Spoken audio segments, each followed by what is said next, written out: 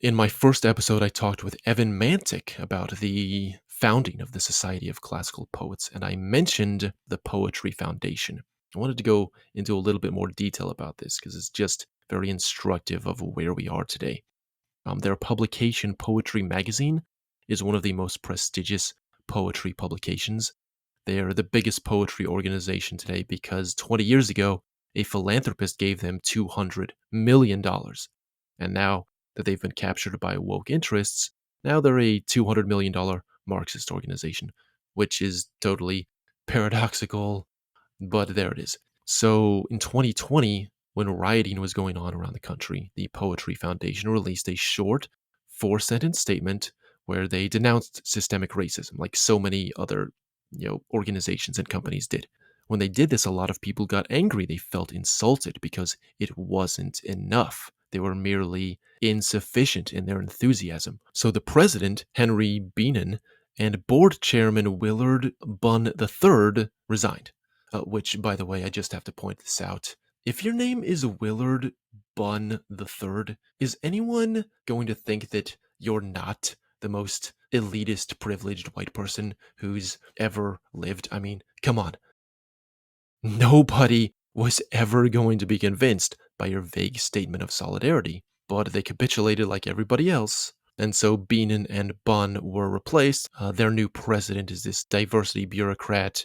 And then they released a strategic 3-year plan that is this very long, rambling document about how they are taking the opportunity to address the foundation's past and current positioning and how their principles reflect diversity, equity, inclusion, belonging, and commitment to anti-racism in all forms.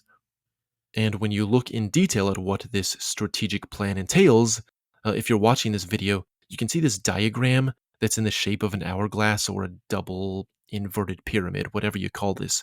If you can't see this, this process involves phases such as environmental scan and contextual analysis, internal assessment, conference and audience participation survey, external assessment, strategic planning retreat, action planning, etc. I'm not going to read them all, you get the point. Basically, this has nothing to do with poetry at all. The Poetry Foundation is no longer an arts organization, it's just an anti-racist organization.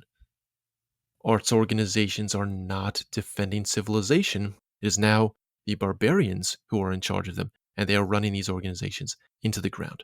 So the Met will soon be just a building full of empty rooms, and opera houses will be theaters with empty seats because nobody is going to go see a bunch of underqualified diversity performers who can't sing or play, many of whom actually, this is true, they don't even practice their instruments because they know they have job security and they can never be fired. And the Poetry Foundation is just doing environmental scan and contextual analysis instead of sponsoring poetry.